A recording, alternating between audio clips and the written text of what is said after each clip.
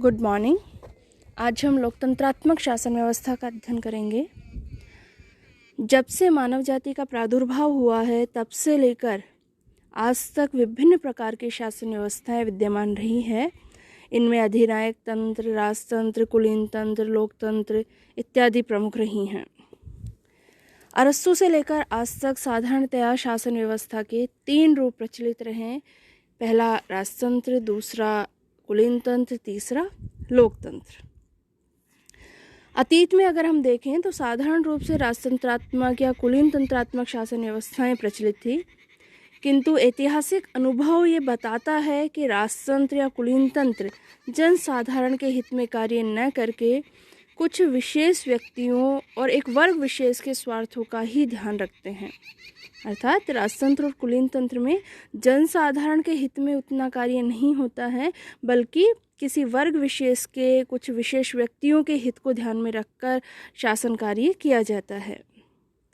राजतंत्र और कुलीन तंत्र में कई प्रवृत्तियां ऐसी हैं जिनके कारण इन दोनों शासन व्यवस्थाओं में दोष व्याप्त हो गए। जैसे शासन व्यवस्था के ये जो रूप है राजतंत्र और कुलीन तंत्र, एक वर्ग विशेष से संबंधित होने के कारण शासक वर्ग जन साधारण की भावनाओं से परिचित नहीं होता है। दूसरी जो प्रवृत्ति इसमें देखी गई है कि शासक वर्ग जनता के प्रति उत्तरदायी नहीं होता, इस कारण वह निरंकुश हो जाता है और उसके द्वारा शासन शक्ति का भ्रष्ट रूप में या निरंकुश तरीके से प्रयोग किया जाता है। ये 2 दोष इन शासन व्यवस्थाओं के रहे, कुलीन तंत्र और राजतंत्र के। पहला तो इसमें वर्ग विशेष से संबंधित होता है शासक, और जनसाधारण के हित या जनसाधारण की भावनाओं से इतना परिचय उसका नहीं हो पाता है। और दूसरा, इन दोनों ही शासन व्यवस्थाओं में जो शासक वर्ग होता है वो जनता के प्रति उत्तरदायी नहीं होता है। इस कारण निरंकुशता की प्रवृत्ति व्याप्त हो जाती है। इन दोनों ही तथ्यों के कारण शासन व्यवस्था के मूल रूप में परिवर्तन की ज़रूरत महसूस होने लगी, परिवर्तन की आवश्यकता महसूस होने लगी और परिवर्तन के रूप में लोकतंत्र को अपनाया गया। प्रारंभ में शासन के प्रकार के रूप में लोकतंत्र का प्रादुर्भाव हुआ और इसके अंतर्गत या तो जनता के द्वारा प्रत्यक्ष रूप से शासन किया जाने लगा या जनता द्वारा निर्वाचित प्रतिनिधियों द्वारा शासन किया जाने लगा। अर्थात लोकतंत्र के 2 रूप देखे गए, प्रत्यक्ष और अप्रत्यक्ष। प्रत्यक्ष लोकतंत्र में जनता स्वयं सीधे शासन में भाग लेती है और अप्रत्यक्ष लोकतंत्र में जनता अपने प्रतिनिधियों के माध्यम से, अपने निर्वाचित प्रतिनिधियों के माध्यम से सत्ता का प्रयोग करती है, शासन व्यवस्था का प्रयोग करती है, संचालन करती है। समाज व्यवस्था के प्रकार के रूप में भी लोकतंत्र और आर्थिक व्यवस्था के प्रकार के रूप में भी लोकतंत्र की स्थापना धीरे धीरे तब हो गई जबकि राजनीतिक स्तर पर लोकतंत्रात्मक शासन व्यवस्था व्याप्त हो गई। लोकतंत्र की जो भी परिभाषाएं हैं उनके आधार पर हम ये देखते हैं, जैसे ब्राइस ने कहा है कि लोकतंत्र शासन का वह प्रकार है जिसमें राज्य के शासन की शक्ति किसी विशेष वर्ग या वर्गों में निहित न होकर संपूर्ण जन समुदाय में निहित होती है। ऐसे ही सीले प्रसिद्ध राजनीतिक विचारक हुए हैं, उन्होंने कहा है कि लोकतंत्र शासन का वह भाग है, लोकतंत्र ऐसा शासन है जिसमें प्रत्येक व्यक्ति शासन का एक हिस्सा होता है, प्रत्येक व्यक्ति शासन का भाग होता है। तो इन परिभाषाओं के आधार पर अगर हम लोकतंत्रात्मक शासन व्यवस्था की विशेषताएं देखना चाहें तो लोकतंत्रात्मक शासन व्यवस्था की सामान्य रूप से 3 विशेषताएं देखी जाती है। मोटी मोटी जो 3 विशेषताएं हैं वो है कि इस शासन व्यवस्था में जनता का प्रतिनिधित्व होता है। अर्थात लोकतंत्रात्मक शासन व्यवस्था में जनता की प्रतिनिधि सरकार द्वारा ही शासन किया जाता है और इस प्रकार शासन का आधार कोई देवीय नहीं होता, लौकिक होता है। अर्थात जनता या तो खुद शासन करेगी या जनता के प्रतिनिधि शासन करेंगे, जनता के द्वारा निर्वाचित प्रतिनिधियों के द्वारा शासन का संचालन किया जाएगा। दूसरी इसकी जो महत्वपूर्ण विशेषता है लोकतंत्र की, वो है जनता के हितों का रक्षण इसमें होता है।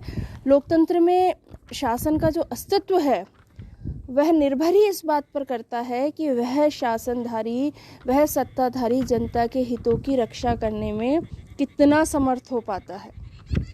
इस आधार पर ही उसका अस्तित्व, उसकी सरकार का, उसकी सत्ता का अस्तित्व निर्भर करता है। तो लोकतंत्र में जो सरकार बनती है वो सदैव एक साधन के रूप में होती है, जिसका उद्देश्य होता है जनता के हितों की साधना करना, जनता के हितों की रक्षा करना। तो इसलिए दूसरी जो इसकी महत्वपूर्ण विशेषता है लोकतंत्रात्मक शासन की, वो है जनता के हितों का रक्षण करना। तीसरी विशेषता है जनता के प्रति उत्तरदायित्वपूर्ण शासन होता है ये, और इसके अंतर्गत सरकार जनता के प्रति उत्तरदायी होती है। अर्थात यदि सत्ताधारी व्यक्ति के द्वारा अपनी शक्ति का प्रयोग जनसाधारण के हित में नहीं किया जाता है, जनसाधारण के हित को ध्यान में रखकर नहीं किया जाता है, तो सर्वसाधारण द्वारा अर्थात जनता के द्वारा शासन में, सत्ता में परिवर्तन किया जा सकता है। जनता के प्रति उत्तरदायी शासन कि जो भी सत्ताधारी होगा, जो भी सरकार होगी, वो जनता के प्रति उत्तरदायी होगी, जनता के प्रति उत्तरदायी रहकर ही अपनी शक्ति का, अपनी पावर का प्रयोग करेगी। और अगर ऐसा नहीं किया जाता है सत्ताधारी के द्वारा या शासक के द्वारा, तो जनता के द्वारा अगले चुनावों में उस सत्ताधारी को हटा दिया जाता है, हरा दिया जाता है और नवीन सत्ताधारी का चुनाव कर लिया जाता है। तो इस तरह लोकतंत्रात्मक शासन व्यवस्था में जो भी उत्तरदायित्व होता है वो जनता के प्रति होता है, और जनता के प्रति उत्तरदायी रहकर ही शासन का संचालन किया जाता है। तो ये तीन सामान्य विशेषताएं हैं लोकतंत्र की: जनता का प्रतिनिधित्व, जनता के हितों का रक्षण और जनता के प्रति उत्तरदायी शासन। यह भी अनुभव किया गया कि जनता के प्रतिनिधि कम से कम एक निश्चित समय तक राजा या कुलीन वर्ग के समान शक्ति का प्रयोग कर सकते थे और वो भ्रष्ट आचरण में लिप्त हो सकते हैं। इसी बात को ध्यान में रखते हुए जो ब्रिटेन में प्रजातंत्र है उस पर व्यंग्य किया गया कि इंग्लैंड केवल चुनाव के दिन ही स्वतंत्र होता है। तो लोकतंत्र को वास्तव में जनता के प्रति उत्तरदायी बनाने के लिए ये ज़रूरी है कि जनता न केवल अपने प्रतिनिधियों का चुनाव करे, बल्कि अपने प्रतिनिधियों के व्यवहार को भी नियंत्रित करे। अंतिम रूप से महत्वपूर्ण राजनीतिक नियमों का जो भी निर्णय होता है वो जनता के द्वारा ही किया जाए। ऐसा नहीं है कि जनता ने वोट डाला और सत्ताधारी का चुनाव किया और अपने कर्तव्य की तीसरी मान ली, बल्कि अपने जिस प्रतिनिधि का चुनाव जनता ने किया है, अपने हितों का प्रतिनिधित्व करने के लिए, अपने हितों की रक्षा करने के लिए, उस प्रतिनिधि पर नियंत्रण भी बनाए रखना ज़रूरी है। उस प्रतिनिधि को नियंत्रित रखना भी ज़रूरी है ताकि वो निरंकुश ना हो सके, वो भ्रष्ट ना हो सके। तो प्रतिनिधियों का चुनाव करना ही जनता का दायित्व नहीं होता लोकतंत्र में, बल्कि प्रतिनिधियों को या उनके व्यवहार को नियंत्रित भी रखना चाहिए जनता को। तो तभी लोकतंत्र वास्तव में सफल होता है। ऐसा नहीं है कि 5 वर्ष में एक बार मतदान किया और अपने कर्तव्यों की तीसरी मान ली। ऐसा नहीं होना चाहिए। प्रत्येक मतदाता को जागरूक रहना चाहिए, जनता को जागरूक रहना चाहिए और अपने प्रतिनिधियों के व्यवहार को नियंत्रित करते रहना चाहिए, उन्हें जनता के हितों से अवगत कराते रहना चाहिए। तो वर्तमान में लोकतंत्र का जो अर्थ है वो शासन व्यवस्था का रूप ही नहीं है, बल्कि राज्य के एक प्रकार, सामाजिक जीवन के एक प्रकार और आर्थिक व्यवस्था के एक प्रकार के रूप में लोकतंत्रात्मक शासन व्यवस्था को देखा जा सकता है। या हम यह भी कह सकते हैं कि हमारी जो वर्तमान सामाजिक, राजनीतिक और आर्थिक व्यवस्था है उसके अंतर्गत लोकतंत्रात्मक शासन व्यवस्था हमारे जीवन का एक ढंग बन गई है। और लोकतंत्रात्मक शासन व्यवस्था चूँकि इसी शासन व्यवस्था में जनहितों का सही रूप में प्रतिनिधित्व हो पाता है, इसी शासन व्यवस्था में जन कल्याण संभव हो पाता है, इसी शासन व्यवस्था में शासक के निरंकुश होने की संभावना नहीं रहती है, जनहितों को ध्यान में रखकर शासन किया जाता है। तो इसलिए लोकतंत्रात्मक शासन व्यवस्था को अन्य सभी शासन व्यवस्थाओं से श्रेष्ठ माना जाता है। धन्यवाद।